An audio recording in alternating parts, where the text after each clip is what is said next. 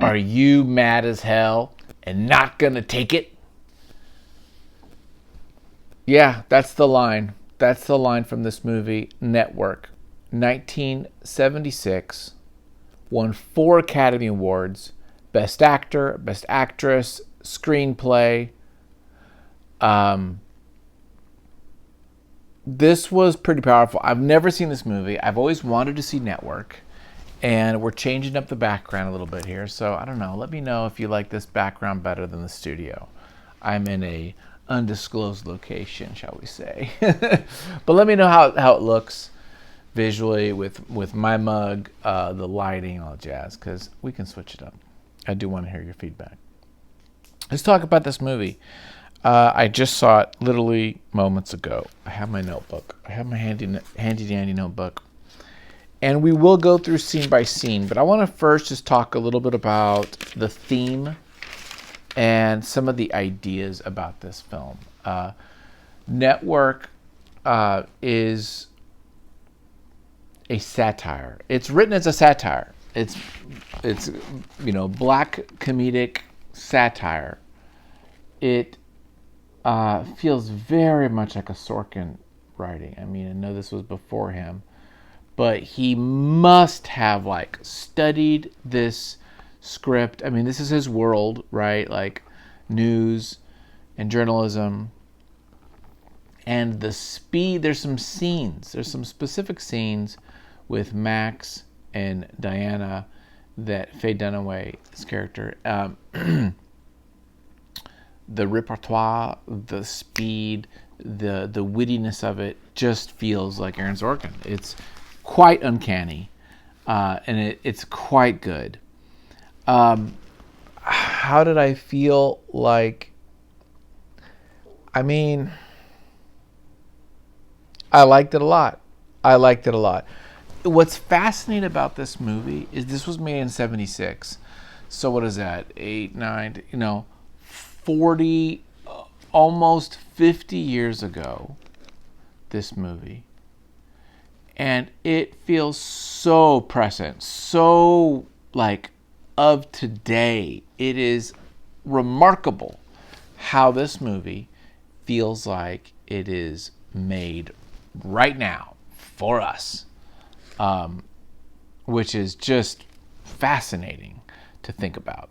These issues that people are struggling with, media, the power of corporations, and how global corporations is really what's running the world, that media, that we are being spoon-fed, our society and everything is just we're just being dumbed down, and everything is through the power of the media and television, and now it would be television / internet. It is so freaking true, man. It is quite scary that this is the way it is. It's just the way it is. Let's go ahead and start, and then we'll kind of go through some specifics. Again, I've been on this 70s kick, and I love the photography. I love the grain of the film. I love just the look of it. I love the acting. It's great. I love the photography. We're going right into the story. This is not farting around. It's like, boom, this guy, Howard, not Beagle, it's Beale. Howard Beale is getting fired. Ratings are low. He's getting fired. So what is he going to do? He's going to go on camera on his show and say, I'm going to kill myself. And so he says, I'm going to kill myself next week. Let's see if that helps the ratings. I'm getting fired. I'm out. And it, of course, just throws everything in a tizzy, as you can imagine. The production, everyone is freaking out. There are some freeze frames that the movie does, and narration kind of helps us a little bit with, because things are moving so fast. It's so chaotic with characters and the corporations and businesses and things that are happening, the machinations, that we just don't have time. And this is over 2 hours long, and still we do some freeze frames, quick narrations. We have a narrator there that pops in. I actually could do without the narration. It kind of was a little distracting. That's just my take on it. So, of course, the studio, or not the studio, but the network wants to do some damage control, and what the hell are we going to do with this guy? And Howard is begging, hey, can I go back? I just want to do an apology, and I just want to end on a good note. That was not cool. I shouldn't have done that. His best friend Max, who's kind of not kind of, he is the top executive in the kind of news department. He's like, okay, we'll give you a chance to do that. There's also this subplot, which will become more important later on, that Diana, who's in charge of the entertainment world, the entertainment division, the scripted shows, she has been wanting to kind of get in the angsty, fear-mongering, upset business, so to speak, of entertainment. And she is finding this footage, real footage, documentary type footage, of these revolutionary / communist groups that are out there doing heinous criminal activities. She wants to do a show. She's like, let's do a show where it's like docudrama type of thing. So that's going to be kind of involved in this film. And Diana's talking to her people. She's like, I want angry shows. I want shows that are about, people being pissed off. So she's looking for this kind of character, who Howard is. He goes, Max finds out that the news department might be just decimated. They're going to sell it off or get rid of it. It's not making any money. Finds this out at a big gala, shareholders meeting. He's totally disillusioned, feels betrayed by his boss, and he's just like, well, screw this. So Howard goes to do his kind of apology, episode to kind of send off. Howard starts talking shit. He's just like, I ran out of bullshit. Life is full of bullshit. I ran out of bullshit, and that's why I said what I said. And everyone's like, he can't say this. What the hell's going on? And Max is like, go ahead. No, go ahead. Just say it. Do it. No, I'll take that. Just let him say what he wants to say. So Howard goes on and kind of goes through this spiel about running out of bullshit. Because of that stunt, the next day, Max, the executive, gets sacked. Howard's, of course, talking to reporters. Now we see Diana. She's this really strong, no-nonsense, career-minded, focused on the ratings, her career. And she wants the news. She wants to turn that news group into entertainment. She wants to do these Inside Edition, Entertainment Tonight, that kind of stuff that was back in the day. She's trying to make a tabloid type of show, heavily editorialized, with this angsty kind of vibe to it. And she convinces her boss to keep Howard Beale because he's bringing in ratings. After that bullshit episode, the ratings started skyrocketing. So this idea is that let's keep this guy on. He's going to talk shit, and that's going to bring in people, and that's going to bring money, eventually. Diana wants to develop the news. That's what she's about.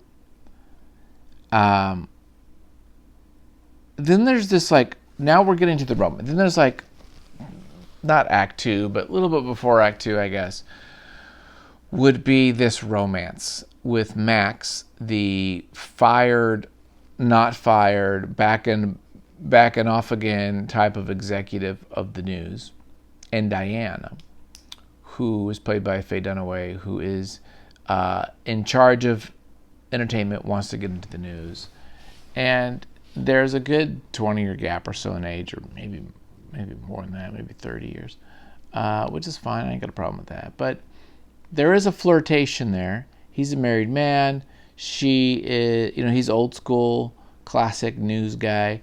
She is a younger generation, grew up on TV, for the glitz and glam, that kind of stuff. But there is an attraction there. Of course, for him, I think it's the vivaciousness of life and youth and her attractiveness. For her, there is some calculation there. There is some I will use what I want to get so that I can get this show. She's basically giving him an ultimatum. I'm going to take your show away. I'm going to have the Howard Beale show, either with you or without you. I'm trying to do this with you, and then I'm going to sweeten the pot a little bit. That's the vibe. But there is some attraction there, and there is some vulnerability that she gives to us and to him that make it feel like there's something real there, to a degree. So as the show goes on, and I realize we don't need to go through each scene, although I wrote each scene down. Howard gets more and more unhinged. It becomes more and more where Howard is going out there, just going kind of wild. It's bringing in audiences, and the point in which we really understand that, and it's kind of the critical moment with this great scene, is when he says, I'm mad as hell and I can't take it anymore. He's like, I want everyone to stand up and go out to your window and yell it out to the sky. I'm mad as hell and I can't take it anymore. And people do it. People around the country are yelling this. And that's when it clicks on, okay, this is something. Diana gets promoted as the showrunner, and Max gets fired for, I think, the second time now. There is this kind of betrayal because they did have a tryst or a short fling, but Diane's like, hey, job's a job, gotta go. And this moment of everyone yelling out, I'm mad as hell, it's powerful. It's a great moment. It's a good thing. It's like, wow, this is okay, this is cool. I'm feeling this. Then it kind of switches into full satire, where we now see, under Diana's control, under entertainment, the entertainment umbrella, the Howard Beale show is no longer any resemblance of news. It's full of soothsayers, fortune tellers, rando strangeness, and he's there in a very religious stained glass window behind him, prophet. They've got a studio audience. I mean, it's completely Hollywoodized entertainment.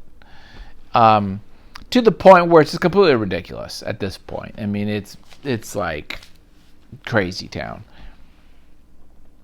And again, this is all to say, the screenwriter is all saying that how dangerous this is. And he gives this beautiful monologue about dangers of TV, of the media, and that you can't trust them. And there is no truth. And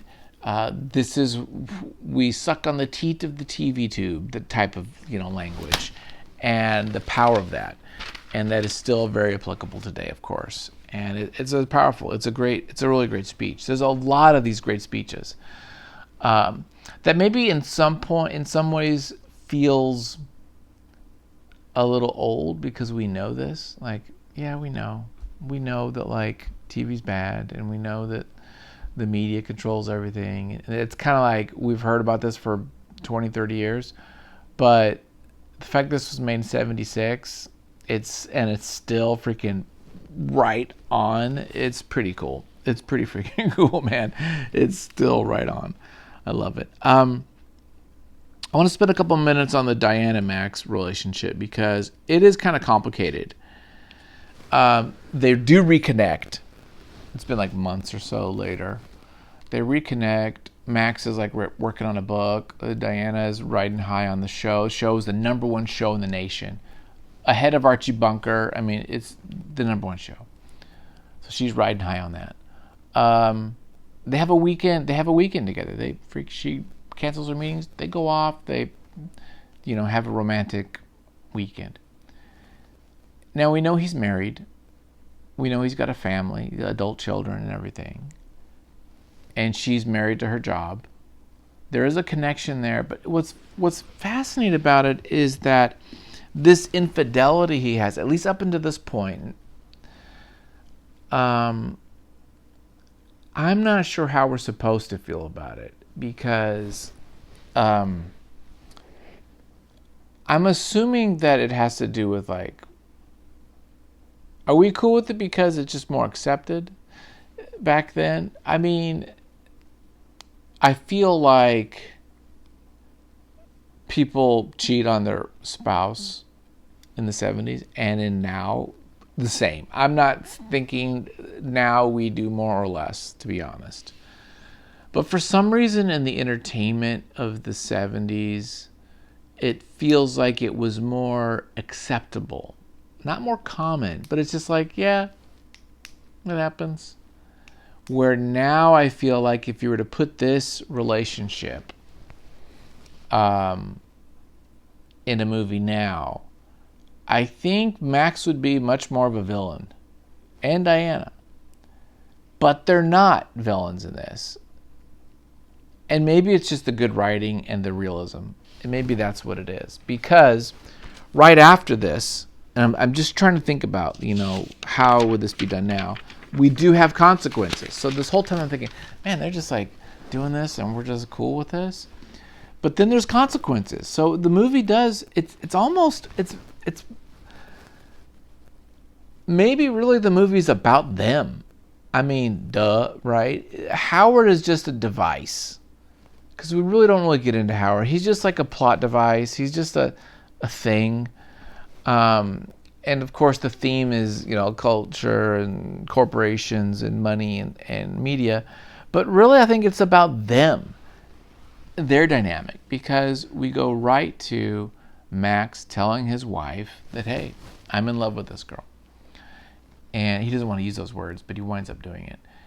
And there's kind of a separational fight moment where him and his wife conflict, but there's also something very earnest about it with them. Just, she gets it, and they've been through so much.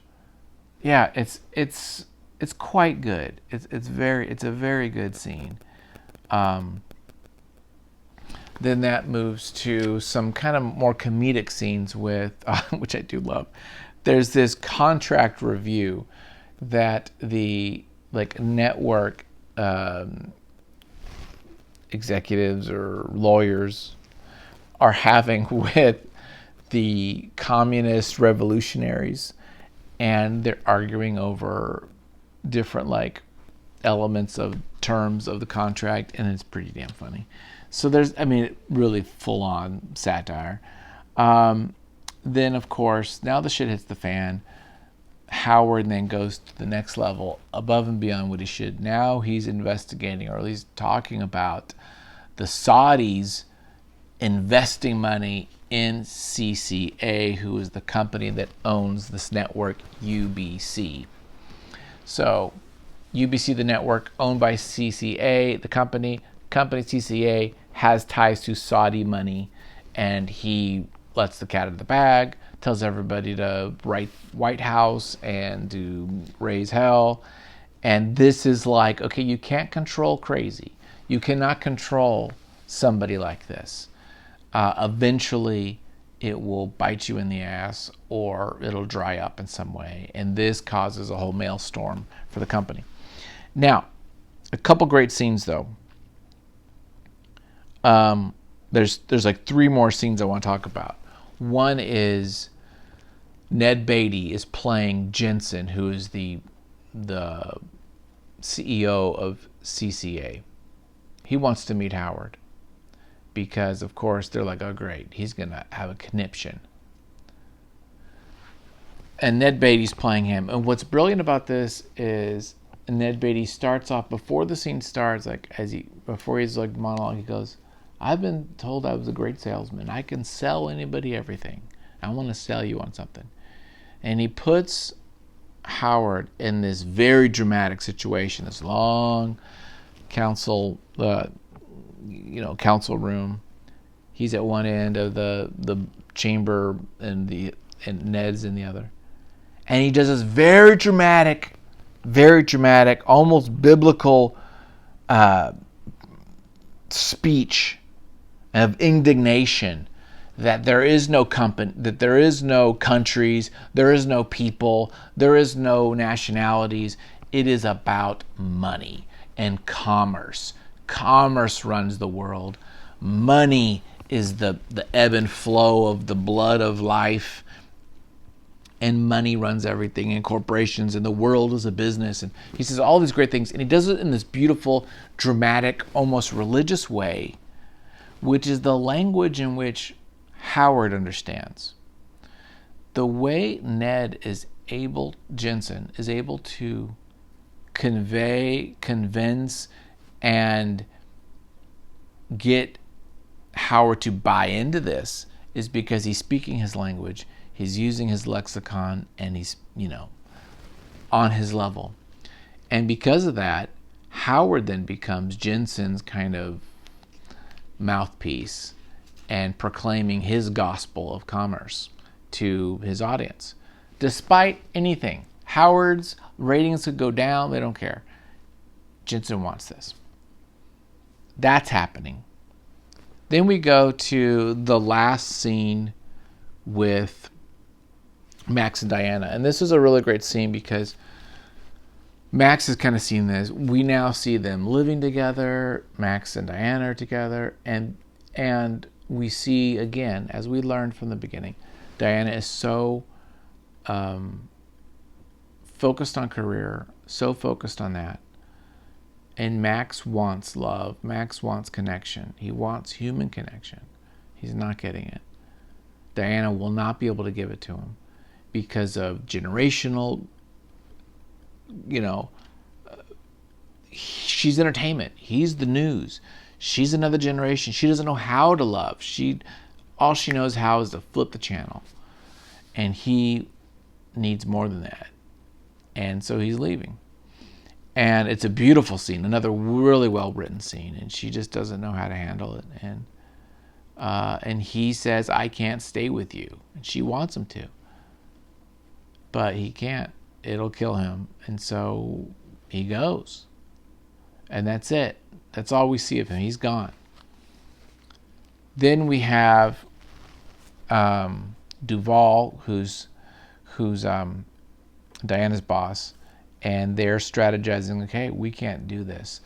Howard's ratings keep going down, and despite what Jensen wants, we got to get rid of him. So Diane, again, satire, says, let's kill him. We set assassination up. We got to kill him. We got to knock him out. That's the only way to do it. So they hire those communist revolutionaries that were on Plan B, hire them to go in as members of a studio audience and shoot him down. They do. They shoot him down like a dirty dog in the middle of his show. And that's how it ends. The film ends that way. We don't see Max anymore. The relationship's over. And Howard is killed by the revolutionaries. There's no, cops get him or nothing. That's it. He's dead. And the narrator says, this is a guy who died because of low ratings type of deal. Which is kind of like what they were saying in the very beginning. And again, it was 2 hours really well worth it. My gosh.